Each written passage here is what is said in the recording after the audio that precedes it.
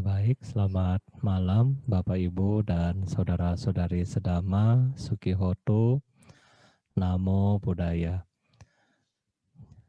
Ya, jadi pada kesempatan hari ini, selama nanti 1 minggu ke depan, kita akan bersama-sama untuk mendoakan Yang Mulia Bante Won, ya Mahatera, yang ya mungkin Bapak Ibu ada beberapa dari Anda yang kenal beliau.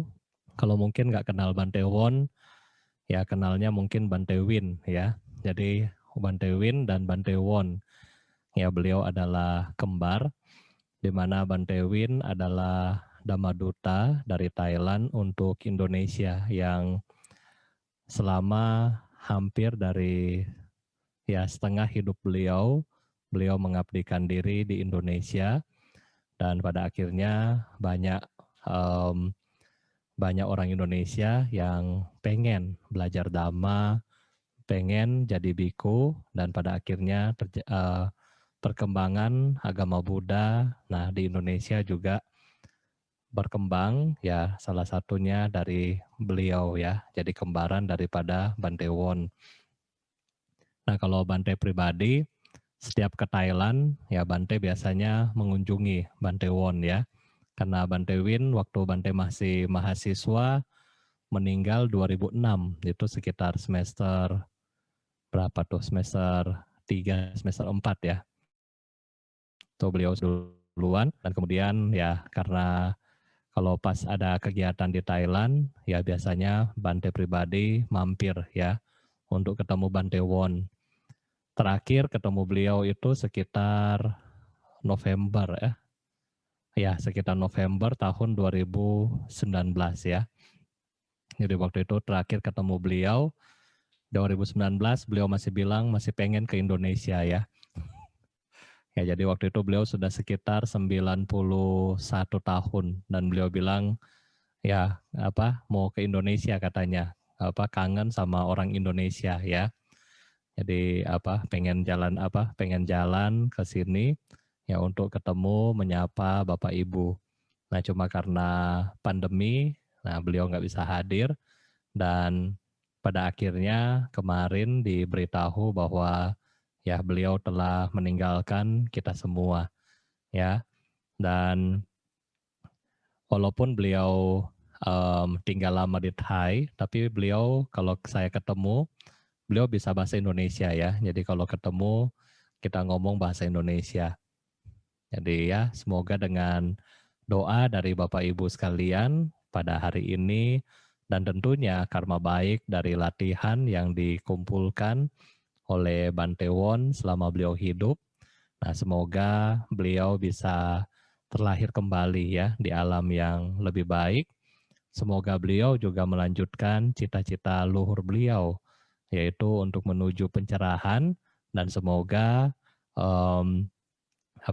kisah hidup dari beliau menginspirasi kita ya, bagaimana beliau berjuang menggunakan jubah ya sekitar 90 tahun. Seingat Bante ya, waktu November 2019 umur 91 masih pindah patah jalan kaki keluar ya.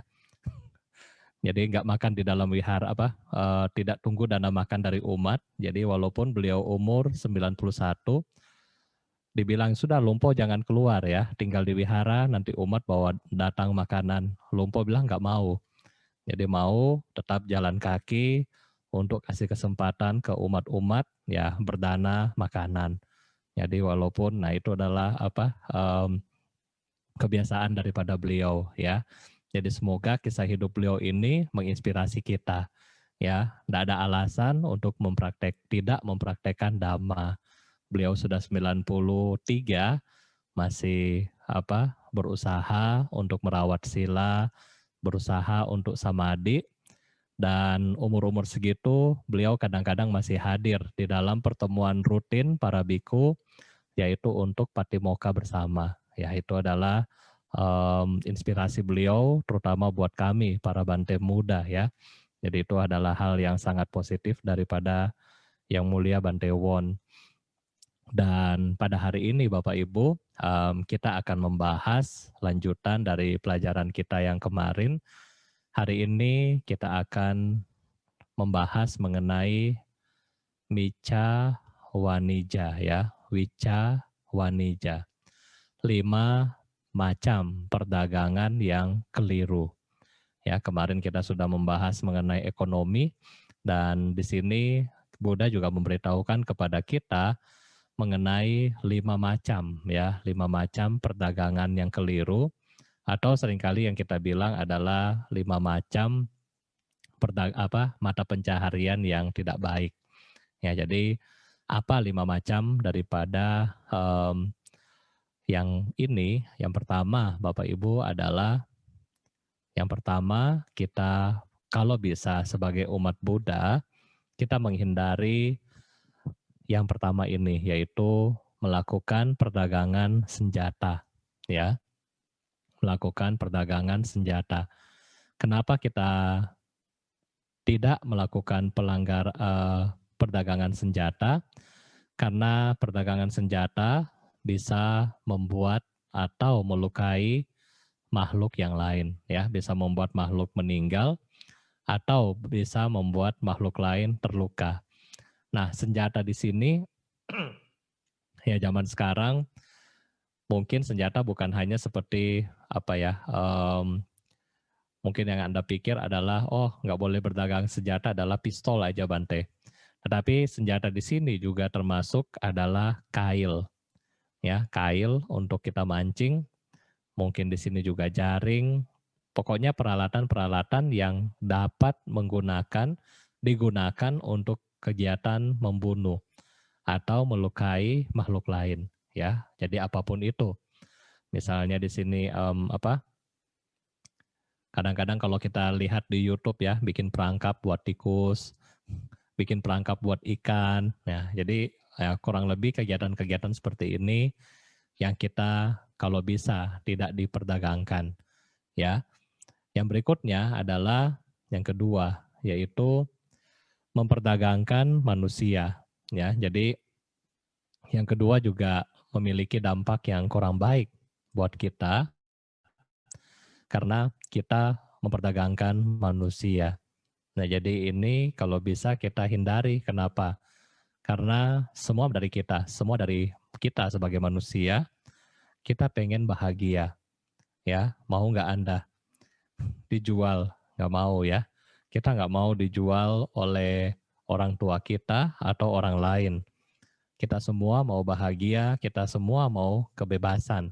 Nah, oleh karena itulah Buddha menganjurkan kita untuk tidak melakukan jual beli manusia. Di sini jual beli manusia termasuk adalah jual beli budak ya. Mungkin di sini jual beli budak zaman sekarang sudah nggak ada ya. Jual beli budak sudah nggak ada dan yang ada sampai sekarang adalah praktek-praktek daripada perbudakan kita bilang modern.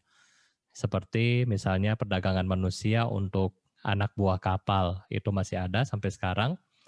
Kemudian juga perdagangan manusia dalam hal ini melalui jasa-jasa penyalur, ya kan, yayasan-yayasan penyalur orang kerja, jasa-jasa outsourcing, ya. Ini adalah perdagangan yang modern, ya. Walaupun dianggap bahwa oh ini kan saya menyalurkan, saya tujuannya baik. Ya, kalau tujuannya baik, tetapi harus apa ya sesuai dengan kompensasinya. Misalnya kita menyalurkan si A untuk bekerja kepada si B dan transaksi yang disepakati adalah misalnya gajinya 2 juta. Ya sudah, berarti gaji dari si B langsung dibayarkan full kepada si A. Ya, jangan potong, jangan ambil komisi dan seterusnya. Di sini kita memperhatikan bahwa kita bisa menjadi kaya, Anda mau menjadi kaya, tetapi kayalah dengan tidak merugikan orang lain.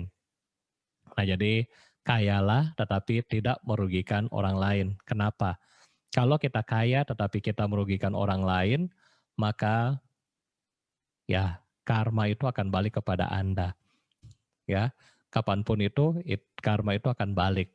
Nah, oleh karena itulah kita menjadi kaya, kayalah dengan memperhatikan orang lain. Nah, ini yang poin daripada yang kedua. Nah, yang ketiga Bapak Ibu adalah memperdagangkan hewan untuk disembelih, ya, memperdagangkan hewan untuk disembelih. Ini adalah yang ketiga. Jadi, yang ketiga di sini adalah hindari Anda misalnya beternak, kemudian nanti hasil dari peternakan ini akan kita kirim ke pasar misalnya untuk kita jual dan nanti akhirnya ya itu akan dipotong istilahnya ya, akan disembelih. Ya misalnya di sini banyak hal ya, banyak hal apakah di sini lele misalnya atau ayam atau ya sapi, ya ini semua ya. Yang pokoknya mereka disengaja diternak untuk dijual ya, untuk dijual dan produk akhirnya adalah mereka harus mati. Mati untuk apa? Untuk dipotong. Nah, jadi ini adalah kita harus hindari juga Bapak Ibu ya. Jadi ini bisnis yang kalau bisa kita hindari. Kalau Bapak Ibu sudah punya kekayaan, sudah punya penghasilan yang cukup, ya hindari lagi untuk melakukan hal-hal yang ini. Ya, kadang-kadang Bante saya iseng mau buka peternakan lele. Padahal mah mobil sudah Alphard udah 5, masih bilang iseng mau buka peternakan lele, ya kan? Atau Bante saya iseng mau buka peternakan ayam, ya kan? Padahal sudah cukup, ya kan? Dari biasa-biasa aja sudah nggak, mau makan aja sudah nggak cukup, mau makan aja perutnya sudah nggak cukup maksud Bante ya. Ini masih mau tambah hal-hal yang lain lagi karena iseng, ya. Kenapa kalau yang lagi iseng nggak bilang Bante saya mau meditasi, ya kan? Atau Bante saya mau menjalankan sila. Nggak ada kalau isengnya begitu ya. Isengnya ya begitu. Kalau misalnya lagi iseng mau buka peternakan lele lah, mau buka walet lah, seterusnya ya. Jadi ini yang kita harus perhatikan ya. Isengnya mesti ganti. Bante saya bosan nih, gabut di rumah ya, magar, malas gerak di rumah. Boleh nggak meditasi? Boleh, ya kan? Daripada iseng, gabut di rumah, carinya apa? Oke, nah jadi ini yang yang berikutnya. Oke, yang berikutnya adalah keempat adalah menghindari perdagangan yang kita bilang minuman keras seperti mungkin alkohol dan narkotik di sini ya. Ya, jadi yang keempat ini juga kenapa kita tidak memperdagangkan hal-hal yang seperti ini, karena ini dapat menyebabkan lemahnya kesadaran bagi penggunanya.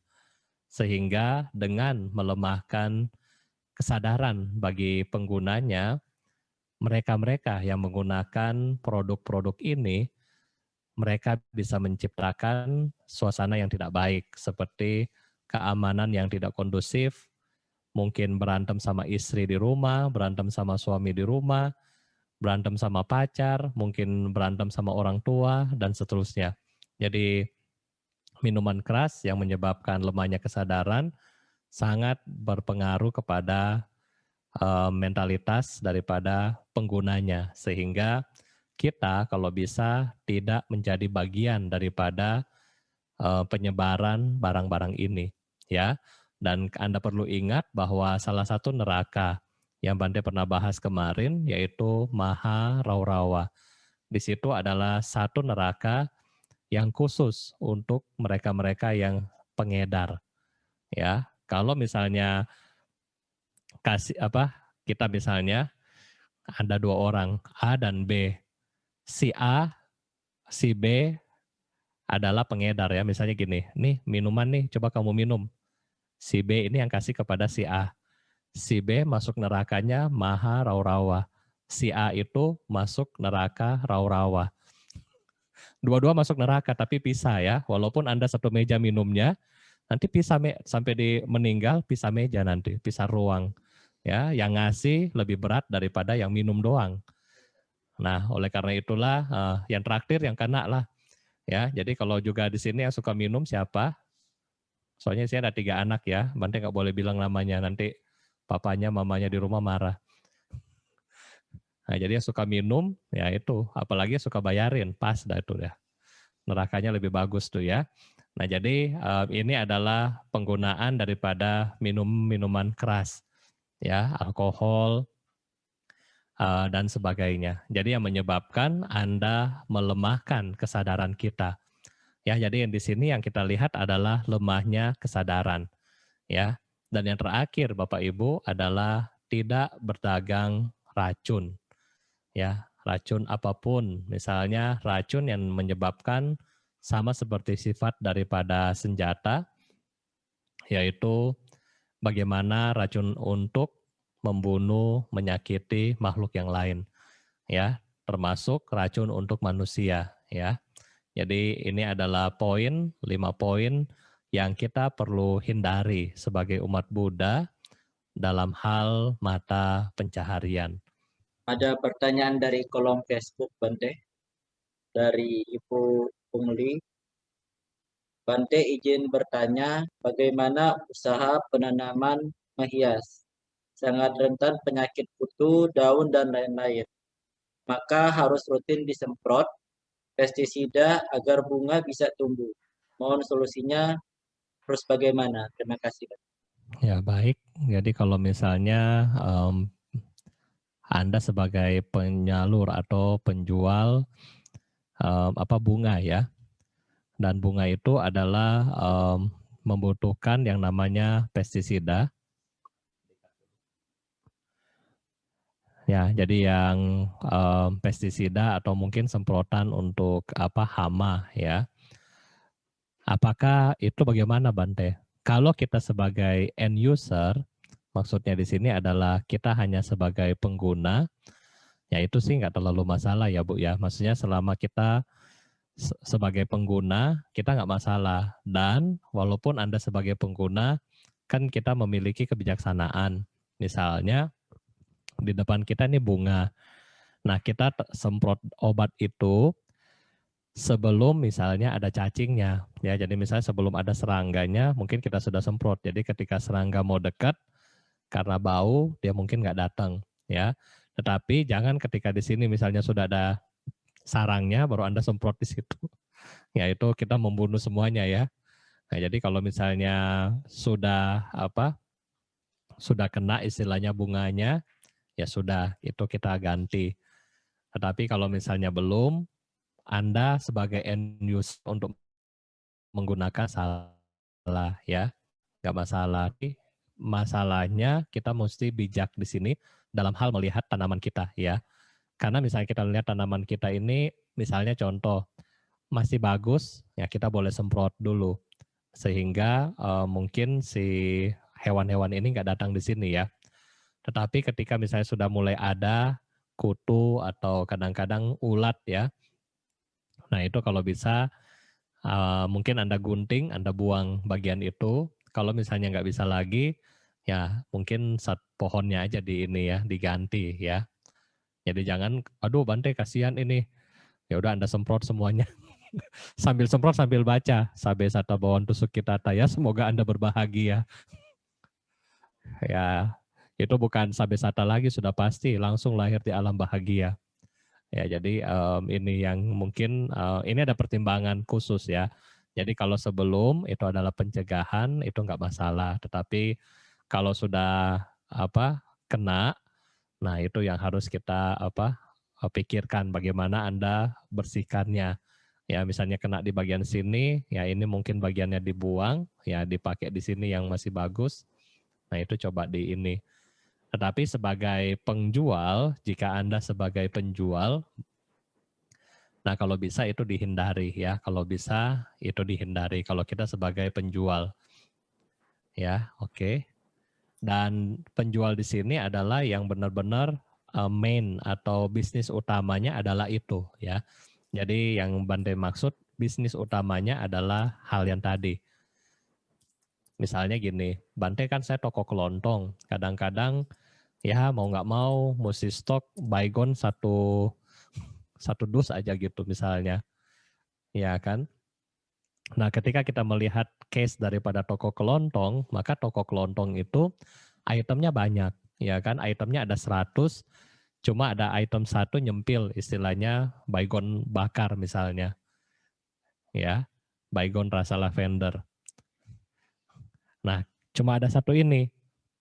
Apakah ini termasuk di dalam mata pencaharian yang tidak benar? Nah, satu ini bukan daripada main bisnis Anda, bukan dari bisnis utama kita kan. Main bisnisnya adalah yang lain. Misalnya kan ada sembako, ada apa, sabun, sampo segala macam. Nah, jadi ini hanyalah pelengkap. Nah, alangkah baiknya kalau memang kita mau praktek yang baik, yaitu dieliminasi, dibuang ya, maksudnya nggak dijual. Tetapi kalau misalnya itu adalah sebagai pelengkap dan Anda rasa ya misalnya Anda mesti beli item untuk dapatkan barang itu, ya sudah nggak masalah ya, cuman taruh gitu aja, jadi nggak usah dijual atau bagaimana ya. Dan itu bukan main bisnis, maksudnya di sini adalah main bisnis, bisnis utama Anda gitu. Oke, terima kasih. Selanjutnya ada pertanyaan kedua dari Nama Budaya Bante. Yang ingin saya tanyakan, apakah layak baca baca Parita Awamanggala bersama Bante? Dan bagaimana jika tidak bersama Bante, apakah layak? Dan kedua, mengenai Parita Matika. Dalam buku Parita itu tidak ada artinya. Boleh Bante jelaskan secara ringkas mengenai Parita ini? Dan bagaimana berapa hari kita membaca Parita Matika ini pada saat orang meninggal? Apakah 3 hari, 2 hari, atau 9 hari? Terima kasih, Bante. Ya, jadi untuk pembacaan Parita, Parita apapun Bapak Ibu ya, apakah Parita Manggala atau Awamanggala yang kematian, itu apapun Anda bisa baca sendiri tanpa biku sangga ya. Jadi Anda bisa baca sendiri. Ya. Jadi apakah cun nggak cun Bante? Cun nggak cun tergantung hati Anda ya. Jadi bukan dari bantainya, tetapi dari Anda punya hati. Ketika Anda baca, Anda konsentrasi, Anda fokus, nggak salfok, nah itu Anda berarti sudah membaca dengan baik. Ya, itu sudah membaca dengan baik. Jadi enggak ngaruh ya, enggak ngaruh harus ada bante atau tidak ada bante. Kalau punya kesempatan undang bante ya bagus, tetapi kalau seperti pandemi seperti ini, para bante juga enggak berani ke rumah duka, ya berarti susah ya, mau nggak mau kan Anda mesti baca sendiri. Nah ini yang poin yang pertama, karena kenapa? Walaupun misalnya di masa tidak pandemi, di tempat-tempat tertentu, seperti di tempat Kowirya yang di Manado, itu juga Bante jarang ke sana ya. Bante saya pribadi setahun 2 kali, ya cuma 2 kali pergi ke Manado. Nah, bagaimana kalau misalnya orang meninggal misalnya di saat Bantenya nggak ada, jadi nggak usah baca parita langsung kubur gitu ya. Nah kan nggak mungkin gitu ya. Jadi nggak apa-apa sebagai umat awam kita bisa membaca parita untuk mereka-mereka yang sudah meninggal ya, mungkin teman-teman Anda di wihara dan seterusnya. Bante yang mau dibaca yang mana? Yang tadi bagian Awamanggala, yang tadi Bante baca itu adalah standar ya, yang tadi kita baca ini adalah standar yang Anda bisa juga bacakan buat orang yang meninggal. Meninggal di sini adalah di depan kita itu istilahnya masih ada mayatnya di situ ya. Jadi baca itu. Dan kemudian yang mengenai Matika, Matika ini adalah abidama, kumpulan abidama di mana topik-topik yang yang kita baca tadi adalah topik-topik ya, beberapa topik-topik. Yang topik yang pertama yang halaman 362 atau buku barunya 338. Nah, itu ada tentang kusala dhamma dan seterusnya. Nah, ini adalah tentang bagaimana proses daripada kebenaran itu sendiri. Kusala adalah kebaikan, akusala tidak kebaikan, atau perbuatan jahat, abaya kata adalah netral, sukaya adalah kebahagiaan, wedana itu adalah perasaan. Jadi perasaan yang menyenangkan maupun perasaan yang sedih dan seterusnya. Baru ada wipaka di situ adalah mengenai bentukan wipaka ya dari karma, piti daripada kegiuran, UPK ketenangan batin kita, dan seterusnya itu sampai pada hina dhamma. Hina adalah yang kecil, majima yang sedang, dan seterusnya itu sampai pada akhirnya hetuka ya. Daripada poin yang kedua adalah patana. Patana ini. Nah, poin yang kedua ini adalah topik-topik juga. Kemudian yang ketiga adalah Vipassana Bumi Pata. Vipassana Bumi Pata yang di halaman 365 ya. Anda lihat di halaman 365. Yang poin yang pertama, paragraf yang pertama adalah menceritakan mengenai pancaskanda kita ya. Mengenai pancaskanda kita, ada rupa, wedana, sanya, sankara, dan winyana. Pancakanda kita sudah bahas beberapa hari sebelumnya ya. Kita sudah bahas bagaimana pancaskanda ya. Kita bilang bagaimana nama dan rupa di dalam badan kita ya, batin dan jasmani. Ini adalah poin yang pertama. Yang kedua adalah bagaimana pembentukan objek-objek daripada indria ya. Kita bilang rupa kanda, rupa wedana itu kan perasaan, sanya bawah sadar, sankara itu adalah bentukan pikiran. Kalau rupa kita bilang adalah badan jasmani kita. Nah, di dalam badan jasmani kita itu ada mata. Jadi di situ ada mata, ada telinga, ada gana ya. Gana itu hidung. Terus jiwa itu kalau nggak salah pencerapan mulut ya, lidah, rasa, kaya sentuhan, mana dari mano, pikiran ya, dari pikiran. Nah, jadi yang dua itu adalah 6. Nah, seterusnya poin berikutnya lagi adalah mata. Mata melihat, ketika melihat mata juga mencatat, mengetahui. Dan itu adalah satu proses caku, proses daripada melihat. Melihat Bante, mata Bante sedang melihat Anda. Anda di sini adalah kamera. Ya. Jadi Bante nggak lihat Anda, tapi Bante lihat kamera. Nah, itu adalah proses daripada melihat saya sekarang. Proses daripada Anda di rumah, proses daripada mendengarkan sota ya. Anda ada melihat Bante, tetapi juga Anda mendengarkan suara dari Bante. Nah, itu Anda dengarin. Oh, yang Bante benar dengar Bante ngomong ini. Oh iya, Anda ini catat di dalam kesadaran Anda. Nah, terus berikutnya adalah Catari Arya Sacani ya, 4 kesunyataan mulia. Setelah 4 kesunyataan mulia, baru Awija Pacaya Sankara, dan poin yang terakhir adalah Awija Tawewa Asesa Wiraga Niroda. Ini adalah Paticca Samuppada, bagaimana hukum sebab musabab terbentuk ya. Jadi bagaimana terbentuknya sankara, winyana, sampai pada kelahiran, lahir, tua, sakit, mati. Kalau kita belum selesai menyalami dhamma, balik lagi rodanya.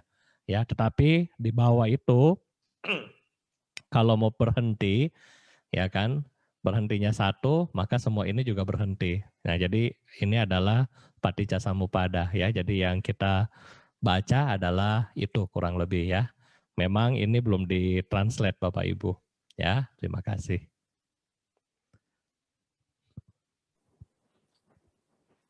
Pertanyaan berikut dari YouTube, Bante. Bante, kalau dagang bahan kimia, lalu oleh pembeli disalahgunakan, apakah pedagang ikut terseret karma buruk akibat penyalahgunaan bahan kimia tersebut? Terima kasih, Bante. Dari Pak Henry, Jakarta. Ya, baik Pak Henry. Kalau misalnya kita berdagang bahan kimia, ya, terus disalahgunakan sama si pembeli, berarti yang salah itu si pembeli, ya, bukan kitanya, Pak. Maksudnya di sini yang perdagangan yang keliru adalah ketika mereka menggunakan barang kita secara langsung, itu langsung berdampak pada makhluknya. Misalnya dia beli pancing, ya otomatis langsung buat tangkap cari ikan misalnya kan. Atau dia beli pistol, misalnya dia pasti akan nembak, ya apakah nembak burung, nembak orang, kecuali nembak cewek kata Raymond ya. Raymond lagi jatuh cinta di sini soalnya. Nah jadi ini yang kita bilang masalah daripada produk kita yang langsung digunakan. Dan kalau misalnya contoh kita menjual bahan kimia, contoh misalnya yang dijual adalah potasium misalnya. Potasium ini kan kita bisa gunakan di dalam industri yang lain. Tetapi beberapa orang menggunakan potasium ini juga untuk bikin bom misalnya. Terus juga mereka kasih, kalau di Manado biasa mereka campur ke dalam bakso, kasih makan buat anjing ya. Jadi di dalam bakso dicampur baru dikasih makan anjing. Jadi anjingnya itu keracunan.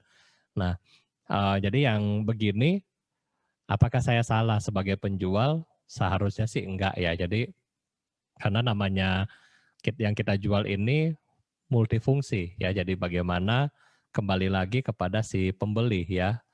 Karena si pembeli nggak bijaksana, si pembeli menggunakan dengan hal yang tidak baik, yaitu adalah masalah di pembeli. Bante kasih contoh di beberapa tahun, mungkin di zaman Bante kuliah, Bante masih sekolah, itu kita terkenal dulu, zaman-zaman itu kalau istilahnya mau nge-fly pakai lem ibon. Ya, kalau misalnya zaman-zaman dulu, Bante sih nggak pernah sih. Ya kan, kalau lihat di film-film gitu ya, pakai lem ibon. Nah, ini Bante nggak boleh ngomong merek lagi.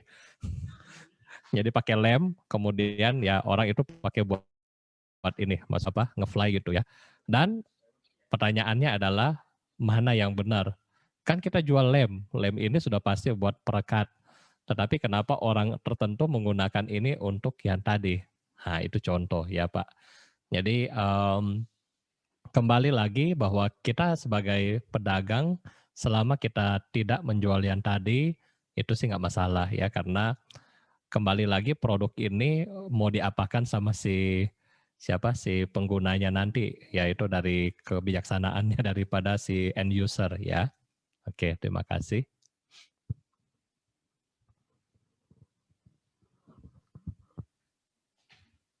Selanjutnya ada pertanyaan lagi dari kolom Facebook Bante, dari saudara Joni Wijaya. Mau bertanya Bante, bagaimana kalau kita melakukan promo dengan bahasa promo yang ada kebohongan secara halus, tapi niat kita hanya untuk mencapai keuntungan saja?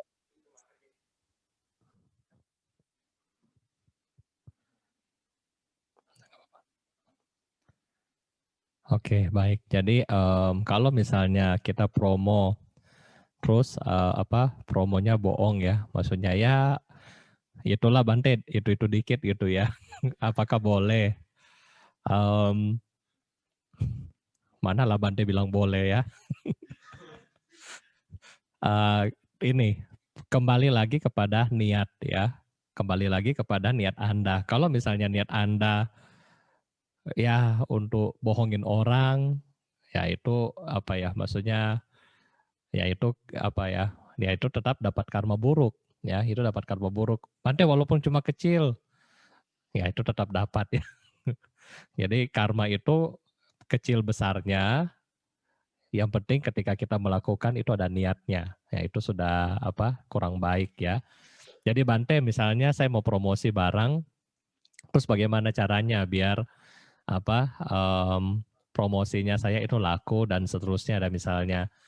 Nah, dalam ilmu marketing ketika kita melakukan promosi produk, salah satu bagian adalah bagaimana Anda meyakinkan produk Anda kepada orang lain. Nah, ini sebenarnya ya, bagaimana kita memberikan keyakinan produk kita kepada orang lain. Yang kedua, promosi itu bukan tergantung misalnya dari bonus Anda, bukan tergantung daripada harga Anda murah dan seterusnya. Tetapi promosi itu Juga berkaitan kepada kedua, misalnya bagaimana servis daripada Anda, pelayanan dari Anda. Bante kasih contoh, cuma Bante nggak bisa bilang merek, cuma contohnya mesti kasih merek bagaimana Bapak Ibu ya. Nggak apa-apa ya, Bante kasih contoh, ini namanya ya anggap kita kuliah biasa ya.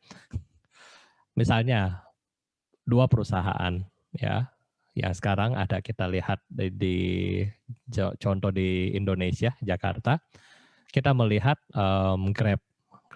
Grab mobil dengan yang kedua taksi Bluebird. Oke, 2 kan, Grab sama Bluebird.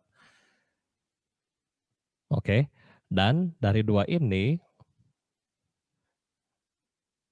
yang pertama Grab.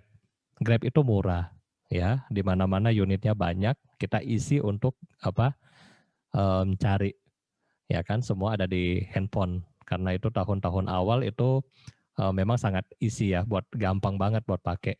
Nah, Bluebird ya lebih mahal, Bapak Ibu ya, lebih mahal.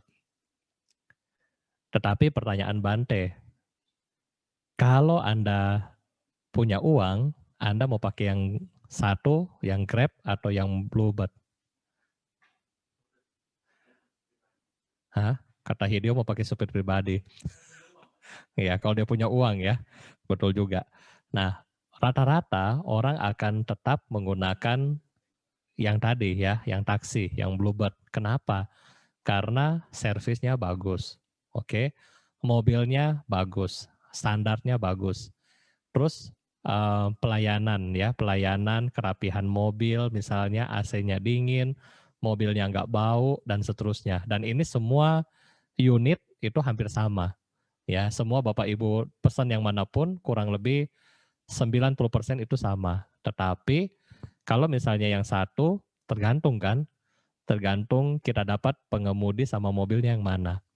Nah, jadi promosi di sini juga sama. Bagaimana sebenarnya? Jadi jualan itu bukan hanya apa ya, yang penting kita punya banyak tempat atau yang penting kita punya item lebih banyak atau mungkin kita punya barang lebih murah. Tetapi yang perlu kita perhatikan adalah hal-hal yang di luar itu, ya, yang hal-hal di luar ini, yang kita mungkin selama ini cuma pikir pokoknya jual murah dapat banyak gitu. Belum tentu, ya, belum tentu. Belum tentu. Jadi ini bagaimana Anda melihat kadang-kadang juga service service setelah kita beli ya. Service after sales juga kita mesti perhatikan ya. Contoh, Bante di sini juga di Panyasika, kami juga menggunakan laptop hanya satu merek. Ya, kenapa satu merek? Karena kita sudah tahu bahwa service-nya itu sangat ya, ketika ada masalah rusak itu dia ganti full. Nah, yang lain murah tetapi ya kita nggak tahu, rusak mesti pergi bolak-balik nggak kelar gitu kan. Nah, itu. Jadi ini adalah bagaimana ketika kita jualan sebenarnya ya. Mungkin ini yang Bante bisa tambahin. Terima kasih. Selanjutnya ada pertanyaan dari Saudari Gedewati. Nama budaya Bante, saya ingin bertanya, jika kita ingin mempunyai karma baik di kehidupan yang akan datang, tentu saja kita harus menanam kebajikan dari kehidupan sekarang. Jika kita berbuat baik dengan mengharapkan karma baik di kehidupan akan datang, apakah berarti kita berbuat baik untuk mengharapkan timbal balik? Terima kasih. Ya, baik. Jadi kalau misalnya betul ya, jadi konsepnya hampir betul. Jadi apapun yang kita lakukan pada hari ini akan berimpact pada masa mendatang. Ya, dan jadi kalau misalnya kita mau bahagia, apakah kita perlu berbuat baik sekarang dengan harapan-harapan untuk kita berbahagia? Bagi Bapak Ibu sebagai perumah tangga dan yang mungkin baru belajar Dhamma, poin yang pertama ini nggak apa-apa, boleh ya. Ketika Anda berbuat baik, kemudian Anda bertekad, semoga saya misalnya jadi kaya, ya, seperti anak Bante. Sebelum centing sudah cek dulu sahamnya berapa. Nanti setelah centing baru beli. Nah itu, ya. Jadi bertekadnya begitu ya. Nah ini contoh ya. Jadi bagaimana kita berbuat baik tetapi masih pada pamrih. Apakah boleh Bante? Itu boleh, nggak masalah. Masih manusia kan, masih punya keinginan, itu nggak masalah. Tetapi Bapak Ibu, semakin Anda memiliki latihan, semakin Anda memiliki pemahaman yang lebih baik, maka Bapak Ibu akan juga memiliki pandangan-pandangan baru.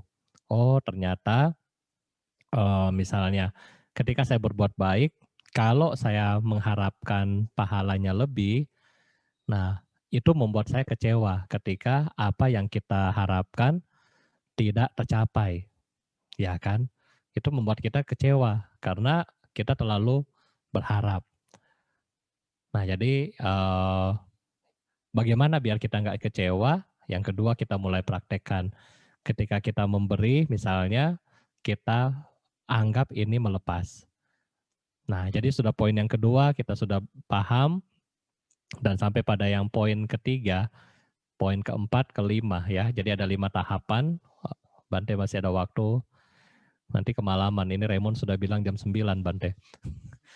Jadi ada 5 tahapan ketika Bapak Ibu berbuat baik. Bante singkat ya. Mungkin ini pertanyaan yang terakhir ya. Jadi Bante singkat ini ada 5 tahapan-tahapan daripada pemahaman dan bagaimana kita berbuat baik. Ya, jadi ada 5 di sini. Yang pertama, ketika Anda berbuat baik, Anda ingin Anda ingin mendapatkan imbalan-imbalan. Ini adalah tahapan pertama. Pertanyaannya, kalau poin pertama ini Bante, apakah saya mendapat karma baik? Ya, Anda dapat karma baik. Ya, misalnya saya datang sembahyang ke Buddha, bawa persembahan seperti di belakang Bante, kemudian saya berharap semoga habis Buddha menerima persembahan saya, misalnya saya dapat gaji yang baik, terus Anda pai-pai begitu kan. Apakah boleh Bante begitu? Boleh. Apakah gaji saya bisa naik? Ya kan? Belum tentu. Kalau kita sudah sembahyang malas kerja, bisa naik nggak gajinya? Nggak bisa. Tetapi mungkin dapat bonus, dapat fasilitas yang baik, dapat bosnya yang baik, dan seterusnya. Ini kan juga hasil daripada karma baik. Ya, cuma kadang-kadang karena kita serakah, kita berharap sama nilai value ya. Kita berharap sama value sehingga kita lupa. Contoh, kita selalu berharap saya mau dapat misalnya, saya mau nanti setelah saya berbuat baik ini, setelah saya berdana ini, saya mau dapat misalnya proyek 1M, ya kan? Itu kita sudah target ketika kita berbuat baik. Apakah tercapai? Mungkin nggak 1M, tetapi mendekati, ya kan? Atau mungkin dari perbuatan baik Anda, keluarga Anda rukun, damai, bahagia, anak-anak bisa sekolah, anak-anak pinter, nggak lawan orang tua, anak-anaknya baik. Ini semua adalah hasil dari karma baik, bukan pada nilai yang tadi 1M itu, ya kan? Jadi boleh nggak kita berniat begitu? Silahkan, ya, boleh. Yang kedua, ada orang-orang ini berbuat baik karena, oh ini tradisi keluarga kita. Misalnya ketika Musinca, kita mau bagi beras, contoh. Karena kenapa? Saya punya kungkung begitu, saya punya papa begitu, saya sebagai cucu juga mesti begitu, kita bagi beras. Nah karena menganggap perbuatan baik ini adalah tradisi. Ya, contoh hari ini tadi Ko Joni bilang hari Sinca kedua katanya ya, buat orang Hokkien. Nah, jadi ini adalah tradisi. Jadi hari ini kita Sinca berbuat baik lagi, ya boleh. Ya, hasilnya bagaimana ini Bante? Ya nggak masalah. Apakah dapat pahala? Dapat. Nah, yang ketiga, dia berbuat baik atas ketika dia, yang ketiga, ketika dia melihat orang susah, dia otomatis tumbuh rasa cinta kasih. Ya, tumbuh rasa cinta kasih untuk membantu orang lain. Misalnya lewat ketemu pemulung, sincia nggak sincia, punya beras, punya uang, kasih. Nah, itu. Kalau yang tadi, yang kedua tadi kan, oh mau kasih pas sincia, kalau nggak sincia sorry, toko tutup, nggak boleh. Ya Anda kurang beruntung ya. Tetapi poin yang ketiga adalah orang yang ketika dia melihat, dia punya rasa cinta kasih. Jadi siapapun, kapanpun, dimanapun dia bantu. Ya, yang keempat, dia kemudian memberikan, ya, berbuat baik dalam hal ini memberikan tanpa pamrih. Poin yang satu Bante lupa ya. Ini ada 5 poin. Poin yang satu Bante lupa. Ketika dia melihat hal yang perlu dia kerjakan, dia akan mengerjakan dan dia tidak pamrih. Ya, dia tidak pamrih. Pokoknya saya melakukan hal yang terbaik dan hal yang terbaik ini ya sudah. Setelah saya lakukan ya sudah. Dia tidak pamrih. Nah, Bante, dari 4 poin ini mana yang terbaik? Yang terbaik adalah yang terakhir, yaitu orang yang melakukan tetapi dia tidak pamrih. Ini adalah kebajikan yang baik dan paling besar manfaatnya, ya. Sehingga untuk 4 ini ada 5, berarti lupa yang satu ya. Dari 4 ini misalnya nggak mungkin kita langsung ke yang tulus kalau kita nggak pernah belajar. Kalau kita nggak ngerti ya, kalau kita nggak pernah belajar dhamma secara rutin, kita nggak mungkin langsung ke sini. Ke sini juga kalau kita nggak sering praktek juga nggak bisa. Oleh karena itu nggak ada salah Anda mulai dari yang pertama. Ya, 1 bulan pertama ini nggak apa-apa lah, Bante bilang boleh. Jadi setiap kali Anda dana buah apel, Anda ingat, semoga saya makin awet muda. Nggak apa-apa, boleh. Ya. Nah, bulan berikutnya Anda ganti yang kedua. Oh, karena tradisi. Yang bulan berikutnya Anda mulai menumbuhkan cinta kasih Anda. Dan bulan keempat Anda sudah bisa tulus. Nah, ini dimulai dari mana? Daripada praktis setiap hari. Ya, oleh karena itulah kenapa praktis setiap hari itu penting buat kita semua. Ya, mungkin ini yang buat yang terakhir buat malam ini. Kalau misalnya ada pertanyaan lain, nanti pemimpin puja akan screenshot dan Bante akan bahas besok ya. Terima kasih.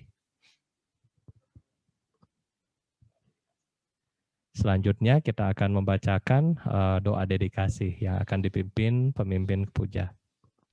Melalui kekuatan kebajikan ini,